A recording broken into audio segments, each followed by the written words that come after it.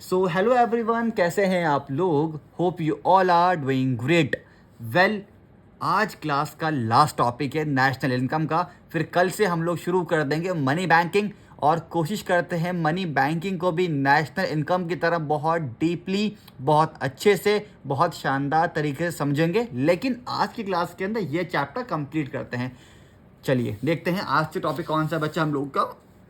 Intermediate goods. कौन सा है बेटा? Intermediate goods. ये बात पढ़ने से पहले इसका एक फ्लो चार्ट समझो। देखो क्या लिखा है। इंटरमीडिएट गुड्स आपके बच्चा दो तरीके के गुड्स होते हैं। सर गुड्स क्या होता है? अरे कोई भी सामान, इसको इकोनॉमिक्स में बोलते हैं goods.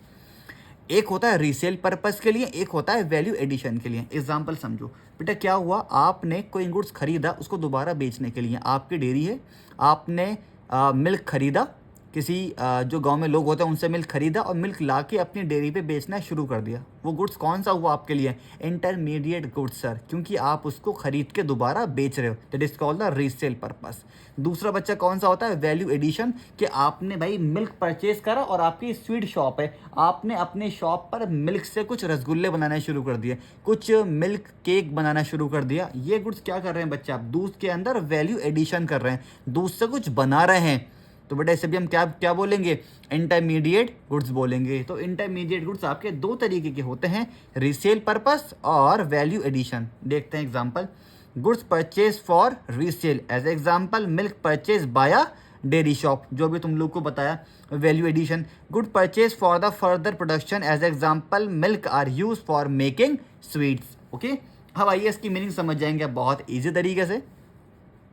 It refers to those goods which are used either for resale or further production in the same year। एक साल के अंदर आप उसको रीसेल कर रहे हो या फिर उसमें कुछ वैल्यू एडिशन कर रहे हो, उसको हम बोलते हैं इंटरमीडिएट गुड्स। और ये कब होगा? एक साल के अंदर।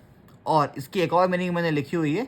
It refers to those goods which is purchase for the purpose of further value addition. वो सेम बात लिखिए, आप कुछ वैल्यू एडिशन करने के लिए गुड्स खरीद रहे हैं तो उसको हम क्या बोलेंगे? इंटरमीडिएट बोलेंगे। और इसमें एक और बात लिखी है, it also refers to those goods which are in a boundary line of production. मतलब जो गुड्स आपके बाउंड्री लाइन के अंदर हैं, जो गुड्स अभी आपको बनाना है। एग्जाम्पल लिखा है, stock and trade, resale, value addition, production, boundary line और मैनी मोर। तो भाई ये एग्जाम्पल आपके हैं। बेसिकली इंटरमीडिएट गुड्स अगर वो आपसे पूछे, दो मीनिंग आपके लिए सफिशिएंट है। और ये फ्लो चार्ट तो ज़रूर बनाइएगा, क्योंकि इससे पूरी कहानी आपकी समझ में आ जाएगी। देख लो ये पूरी कहानी, ठीक है? उम्मीद है समझ गए होंगे। अब नेक्स्ट गुड्स है हमारा फाइनल गुड्स। बेटा फाइनल गुड्स का पहले फ्लो चार्ट देखिए क्या कहता है। Final goods, type of final goods हमारे दो तरीके के होते हैं, कंज्यूमर गुड्स और फर्म गुड्स। कंज्यूमर गुड्स कौन से होते हैं? बेटा आपने क्या करा, आपने कोई गुड्स परचेज करे और आपने उन गुड्स को परचेज करके यूज़ करना शुरू कर दिया, इसे हम क्या बोलेंगे? Consumer goods. दूसरा क्या करा, इसे बोलेंगे फर्म गुड्स। कि आपने एक मशीन परचेज करी और मशीन को बेसिकली आप मतलब उस मशीन से आपने कुछ गुड्स बना के बेचने लगे। अब मुझे ये बताइए कि आपने मशीन के अंदर कुछ वैल्यू एडिशन करा? No sir. क्या आपने मशीन को रीसेल करा, दोबारा बेचा? No sir. आपने मशीन से गुड्स बना के बेचे, लेकिन मशीन से तो कुछ नहीं करा ना बच्चा। हम उसको बोलते हैं फर्म गुड, और वो भी हमारे क्या होते हैं? Final good. एग्जाम्पल देखते हैं, house hold purpose for self consumption. Example milk purchase bye house hold, मतलब जनरल पब्लिक। कैपिटल गुड्स और goods purchase by firm for capital formation. Example purchase of machinery by firm. वही जो बात मैंने आप लोग को बताई है। अब देखते हैं इसकी मीनिंग क्या लिखी है, अच्छे से पढ़ लेते हैं बेटा। It refers to those goods which are use either for consumption और for investment as a final user. हम उसको कंजप्शन करेंगे या फिर उसको इन्वेस्टमेंट करेंगे एज अ फाइनल यूज़र के तौर पर।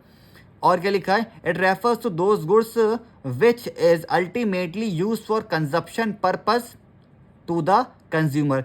या हम उसको कोई मतलब जैसे आएगा कंजप्शन पर्पज से कोई कस्टमर खरीदेगा या कंज्यूमर खरीदेगा, उसे हम क्या बोलेंगे? Final goods. और क्या लिखा है? It also refers to those goods which cross the boundary line of production. जो हमारे गुड्स क्या करते हैं? Boundary line. देखो सुनो, एक ये बाउंड्री है, ये मेरी पेंसिल बाउंड्री है। मैं इसके बाहर गुड्स कब बेचूंगा? जब मेरे गुड्स तैयार हो जाएंगे, उसे बोलते हैं फाइनल। इस बाउंड्री के लाइन के अंदर मैं गुड्स कब रखूंगा? सर जब गुड्स मेरे काम चल रहा होगा, मेरे गुड्स बन रहे होंगे, उसे बोलते हैं इंटरमीडिएट। तो यहाँ वही बात लिखी थी, आपके बाउंड्री के अंदर गुड्स से इंटरमीडिएट, बाउंड्री के बाहर गुड्स से आपके कौन से हो जाएंगे, फाइनल गुड्स। तो इंटरमीडिएट फाइनल गुड्स होप आप समझ पा रहे होंगे। अगर समझ पा रहे हैं तो एक लास्ट में केस स्टडीज़ बहुत इंपॉर्टेंट है, उसको एक बार देख लेते हैं। चलिए, कुछ मैं पढ़ाऊंगा, कुछ आप खुद से पढ़ेंगे और मुझे कमेंट बॉक्स में कमेंट करके बताएंगे कि समझ में आई है या फिर नहीं आई है। पेपर परचेज बाय पब्लिशर, कुछ पब्लिशर ने पेपर परचेज करे। बेटा क्यों करे होंगे सर, पब्लिशर है तो ऑब्वियस सी बात है वो पेपर पे कुछ प्रिंट करके बेचेगा, तो उसके लिए गुड्स कौन से हैं, वो फाइनल है, इंटरमीडिएट, ऑफ कोर्स इंटरमीडिएट, क्योंकि वो पेपर को आगे बेचेगा। ठीक है, चलिए। Furniture purchase by school, school ने फर्नीचर परचेज करा तो स्कूल के बेचेगा उसे, नो सर, क्या होगा आपकी बेटा ये final goods. Milk purchase bye house hold, final goods. बेटा मिल्क किसने परचेज किया, हाउस होल्ड ने, तो हाउस होल्ड तो कुछ भी परचेज करें वो क्या होगा आपका फाइनल गुड्स। अच्छा ये मैंने आंसर लिख दिया, इसको कर दीजिए फाइनल गुड्स। फोर्थ क्या लिखा है आप लोगों का, coil use by the manufacturing firm, यहाँ भी आंसर आ गया, इसका आंसर मत देखो। कॉयल यूज, कोयला use by the manufacturing firm, एक मैन्युफैक्चरिंग फर्म है जो गुड्स को बना रही है, उसने कुछ कोयला परचेज किया, तो परचेज किया ना sir, that is called the intermediate goods, क्योंकि वो उस कोयले को अपनी फर्म में कुछ चीज़ें बना के उस पर उसको बेचेगी, तो ये उसके लिए इंटरमीडिएट गुड्स हैं।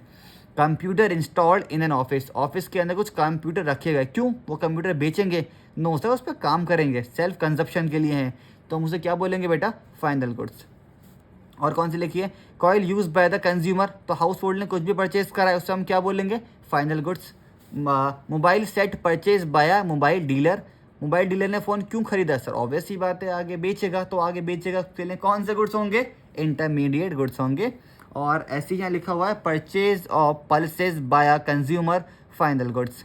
ऐसी बच्चा आपके बहुत सारी चीज़ें यहाँ पे लिखी हुई हैं, आप इन्हें एक बार देख लीजिए, लगभग 14 हैं ये, साथ साथ मैंने पढ़ा दी हैं, बाकी बहुत इजी हैं, देख लो।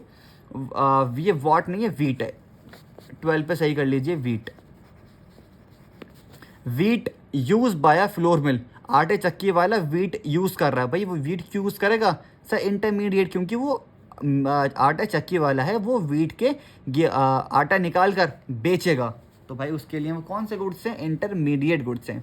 ठीक है, यहाँ एक वर्ड लिखा है, देखो 13 वाला समझ लो, unsold coil with trader at year and.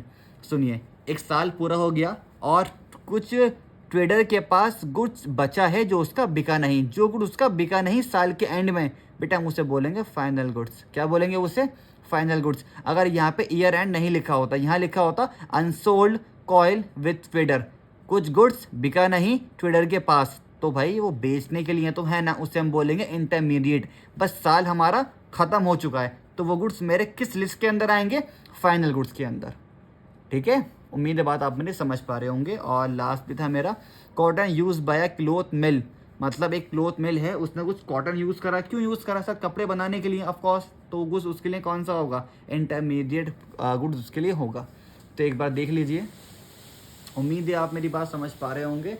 और इसी तरीके से आज हमने पूरा चैप्टर कंप्लीट कर लिया। अगर आपके हिसाब से कुछ भी क्वेश्चंस बचते हैं जो मैंने इस टॉपिक के अंदर, इस पूरी सीरीज़ के अंदर नहीं पढ़ाए या कोई न्यूमेरिकल्स नहीं कराया, तो बेटा मुझे कंफर्म आप कमेंट बॉक्स में कमेंट करिए, या ये मेरा व्हाट्सअप नंबर है, आप मुझे व्हाट्सअप करिए।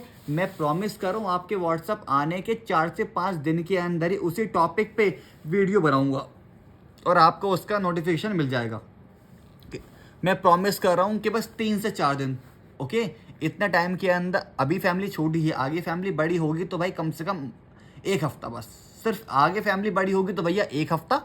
अगर मेरे फैमिली मेम्बर 1000, 2000, 5000 से ऊपर हो जाते हैं तो फिर 1 हफ्ता। अगर अभी हम 100, 200, 400, 500 की काउंटिंग के अंदर ही रहते हैं तो आप मान सकते हैं 3 से 4 दिन हार्डली।